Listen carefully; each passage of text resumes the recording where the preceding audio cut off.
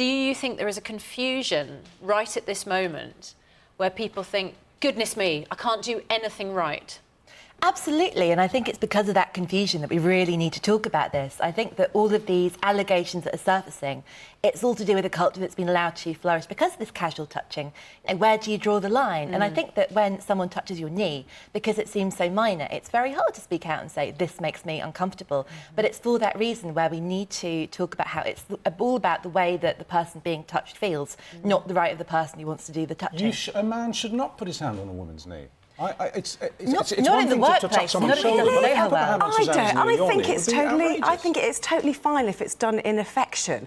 I think it's natural. It's part of our human behaviour that we've been doing for years and years. When people just get a little bit excited, it's a form of expression, a little bit like gesticulating with your hands like I'm doing now. You know, some people do it more than others, and I don't think you can edit this out of people's behaviour. To convey friendliness, they need to become better communicators. You can show warmth verbally. You can't touch people's bodies without their consent. It's natural. It's not something that you can edit. But is it natural if people recoil for it? Why it must be all about the responsibility of the person who is doing the touching to ask first, say, is this appropriate? It's interesting that you say... Sorry, I just touched you there as well. See, that's fine. See, I can do that. And that, to me, that feels totally natural because I'm just saying, oh, OK, sorry, don't worry. It's almost like an assurance. Yes, but there's no threat. So here's the thing. Well, here we go. When a woman does it, it's OK, but when a man does it... If you're a man right now... If you start thinking like that... No, well, then we're just creating another gender stereotype. And how can we ever have equality between the sexes if we keep having one rule for one sex this and weird one rule for another? I'm half agreeing with you, and I do think that touching is inevitable and friendly touching is inevitable, but I think there are lines. I really think that. And I think a hand on a woman's knee is crossing a line. It's not a big line to cross, but you're crossing it. You do have to be very good friends first. If it's a sort of, you know, collegiate atmosphere, just then, I did feel a bit uncomfortable, but also as though I couldn't say anything because we're on national telly. And that is how many people get away with it. You just felt uncomfortable when she patted you on the shoulder. I think because it's first thing in the morning and I'm a little bit nervous because of this. There you go. See, this is and also where because we're debating, I think we're in opposition. So yeah, but, you know, I think this is where we have the problem, is that where I think it's your reaction that you feel uncomfortable. I think it's because we've edited our behaviour as a society that you feel uncomfortable with it. You only have to think, when we're in like a nightclub environment and you've had a couple of drinks... edit my behaviour? Why shouldn't you edit your behaviour? What I'm saying is you're feeling uncomfortable because we've created these rules that, oh gosh, you can't touch someone. You know how many times I've been in a meeting where you flinch because you've accidentally touched someone's leg? I actually think sometimes it's quite nice, you know, not in a sexual way at all.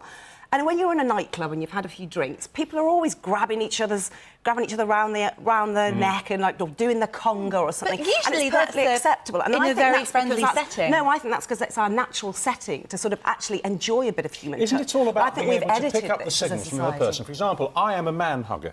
If I see a friend, a colleague or something, I haven't seen them for a few days or a week or two, I tend to give a hug. Now, I will pick up a signal amongst some of my male friends that they don't like that, and I'll never do it again. And you can tell the signal because as you move in for the man hug, they put their hand out to shake. And you get it. You say, oh, you don't... That's that distance, and that's absolutely true. I don't think there's anything wrong with touching if you ask first, as long as you're really, really clear. And I think that now so many people are uncomfortable with it that, you know, you really have to observe...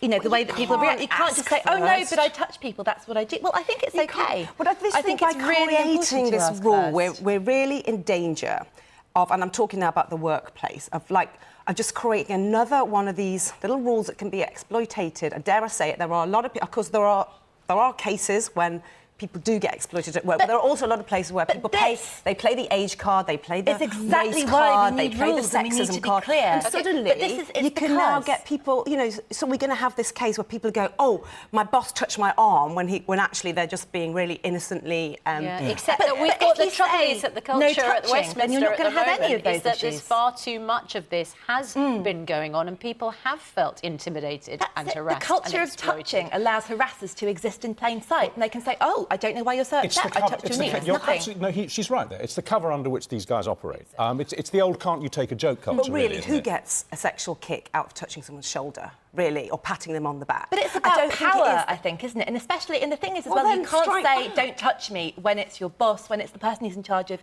your work or how you get paid. And I think that, you know, women are vulnerable. What Anne Robinson said recently about, you know, women being weak, I don't think that's true or fair. I think there are so many settings where someone will touch you and you're not in a position where you feel like you can say, don't do that. You can't make a fuss. Women are socialised to never make a fuss. Touching is really, really good for us. We release a hormone called oxytocin when we're touched. Doesn't it? And there's countless studies to say that children, if they touch more, they commit less crime, it relaxes It's them. not that established. One point, you won the argument, so a point on your side. This is from Jim. This is from Jim. He says, I used to work in a busy A&E department, and sometimes, mate, if you didn't have a hug, you'd break down. Yeah, So, of course.